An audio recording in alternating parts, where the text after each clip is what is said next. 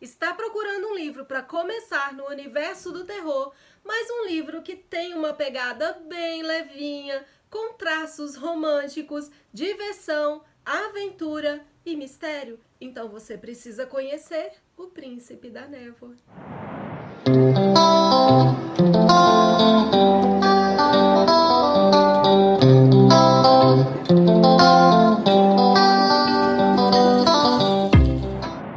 E aí, pipocada? Aqui é a Daia do Porta de Papel e esse é um canal de Universo Nerd que tem livros e coleções. Então corre, se inscreva nesse canal. E, gente do céu, esse livro é o primeiro livro do Carlos Ruiz Zafón, um autor espanhol que é o autor mais vendido depois de Cervantes, né? Então ele ficou conhecido com o livro A Sombra do Vento.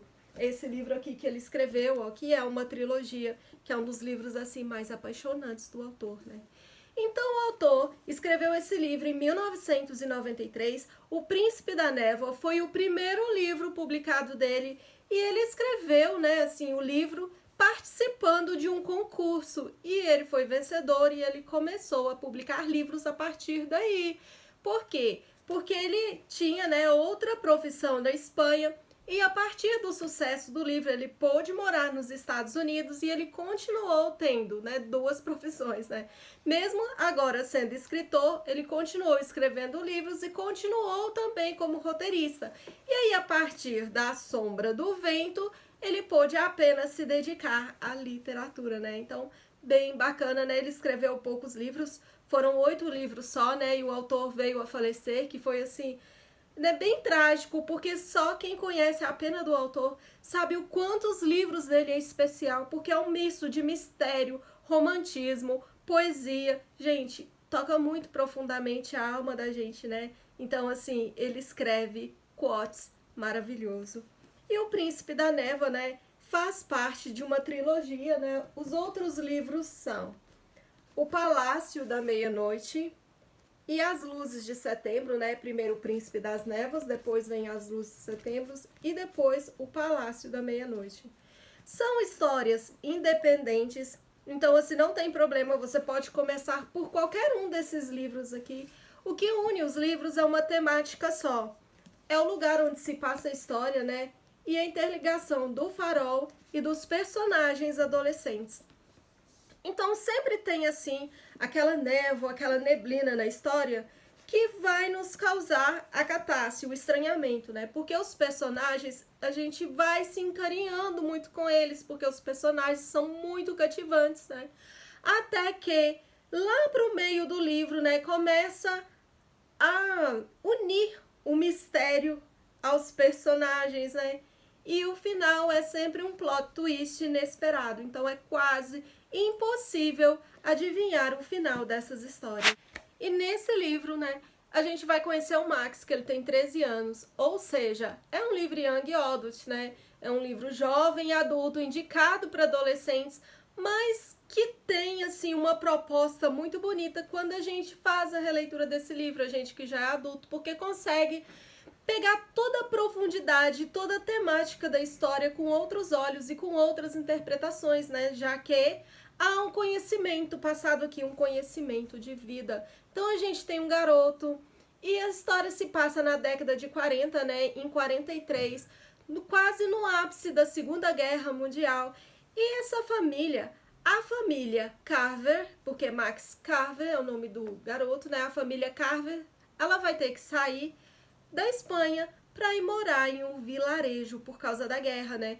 Então, quando o garoto faz 13 anos, no dia do aniversário dele, o pai dá essa notícia que vão viajar. Então, ele fica muito chateado, porque ele tem amigos, ele vai ter que deixar a vida dele toda ali. Mas eles acabam se conformando, né? Porque a situação tá muito difícil, né? Financeiramente, ali na iminência da Segunda Guerra. O pai dele é relojoeiro, então já não tem mais tantos clientes como antes. E eles vão viajar até esse vilarejo de trem. E logo na estação de trem, quando ele avista a cidade, o autor descreve, né, que a cidade é como cidade de casinhas de bonecas, né, como aquelas estações de ferrorama. Então é muito bonito de se ver a descrição do autor. E ele começa já a perceber os fatos meio macabrinhos, assim, que vai se passar, né? Já na estação, ele vê um grande relógio da estação, mas ele percebe que o relógio, ele anda para trás, né? Então é um relógio que marca o tempo de forma bem diferente. E ele percebe que o relógio está estragado e que talvez então o pai dele já comece com um trabalho garantido consertando o relógio na estação. Mas então, quando a irmã dele desce, né? A irmã dele é um pouco mais velha, a Alicia tem 16 anos. Quando ela desce do trem, ela vai encontrar um gatinho e ela logo percebe que esse gato é muito esquisito. Esse gato tem seguido eles há bastante tempo, mas a irmã, carinhosa como sempre, pede para adotar esse bichinho e o bichinho vai com eles nessa casa. A casa é uma casa muito linda, mas acontece que o pai do garoto, o pai do Max, comprou essa casa pela metade do preço, porque essa casa tem uma história muito sombria, né? Então, nessa casa morava um casal, né, um médico chamado Richard Fleshman e a sua esposa Eva, e ela não podia engravidar. E misteriosamente ela consegue engravidar e ele constrói a casa todo feliz com os melhores materiais e ele começa a ser conhecido na cidade, porque esses materiais vêm de outro país para lá, né? E ele faz a casa dos sonhos naquela alegria e ela dá à luz um menino, o Jacob. Mas acontece que, determinado tempo, o Jacob se afoga no mar na frente da casa, né? Uma casa na costa marítima. E meu Deus do céu, essa história vai ficando cada vez mais cabulosa, porque quando eles entram na casa, eles veem, né, os móveis todos cobertos e na casa aparece uma aranha. E a irmã do Max grita por causa dessa aranha e o gatinho consegue comer a aranha, né? Caça a aranha e come ela. E na hora que eles vão desesperados tomar essa aranha do bichinho, ele percebe, o Max, que há uma janela nos fundos da casa. E essa janela dá para um vale, né? E ele não consegue distinguir bem o que é, mas parece um jardim de estátuas. E as estátuas parecem estar vivas, parecem mais com silhuetas humanas. E no decorrer desse mistério, no inteirinho da história, o Max vai ter uma grande amizade, ele vai conhecer um dos rapazes que mora ali, um rapaz de 17 anos, o Roland. E o Roland, ele tem muito medo de se alistar para a Segunda Guerra Mundial. E o meu gatinho tá miando.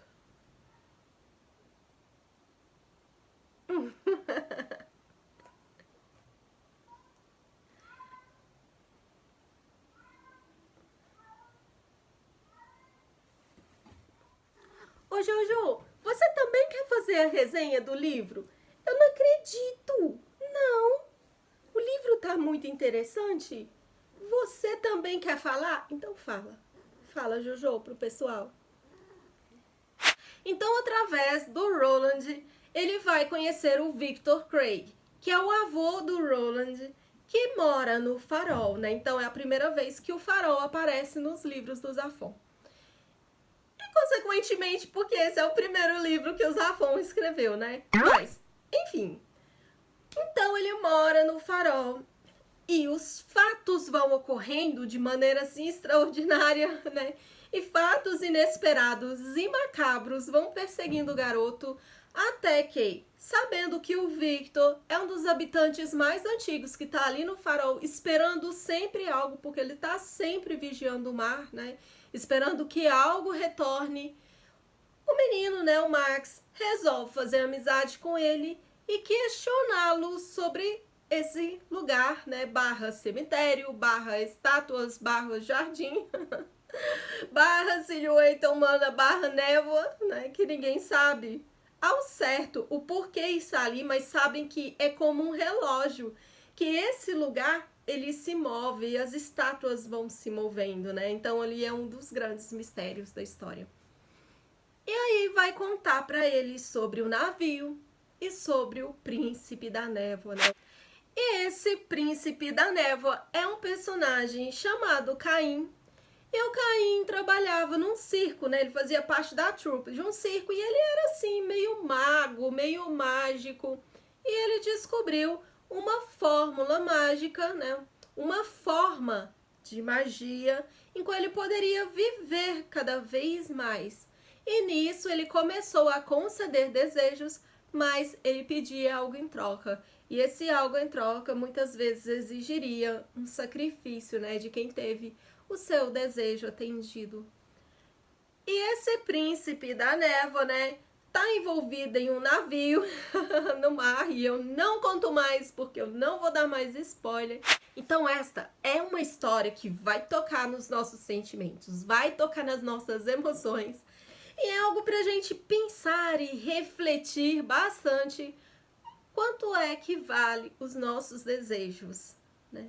O quanto vale aquilo que a gente quer, o quanto a gente é capaz de trocar por aquilo que a gente quer, né?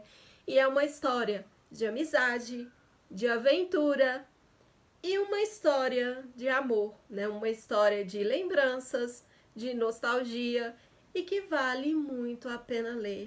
Então esse é o primeiro livro do autor. E para quem vai conhecer Zafon, quem quer começar a ler Zafon, recomendo começar por aqui, pelo primeiro livro, e em ordem cronológica, para poder pegar as pequenas nuances, o universo do autor, né, o entrelaçamento que ele faz dentro de um livro com outro, né?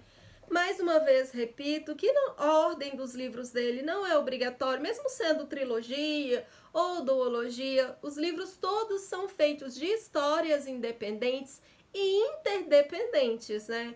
Mas essa ligação bem sutil, ela existe nos livros dele, ou é uma ligação de cenário, ou uma ligação de personagens, uma ligação do tempo, né? Uma ligação da maneira de escrever dele, que é essa maneira poética, essa pena poética, né? Que transpõe de um livro a outro dessa mesma forma poética, do mesmo estilo do autor, né? Às vezes ele é quebrado em um livro e retomado dentro de outro livro, né? Então tem sim essa ligação sutil. E é um autor apaixonante. Então eu sei que você não vai querer parar de ler Zafon. Essa é uma leitura muito rápida, muito fluida. O livro tem 180 páginas. É um livro para ler em um dia só. E o livro, gente, ele começa assim. Muitos anos haveriam de passar antes que Max esquecesse o verão em que quase por acaso descobriu a magia. Ai, gente, olha que lindo. Então, o Zafon, ele sempre escreve livros com histórias que vão modificar a vida dos seus personagens por todo sempre.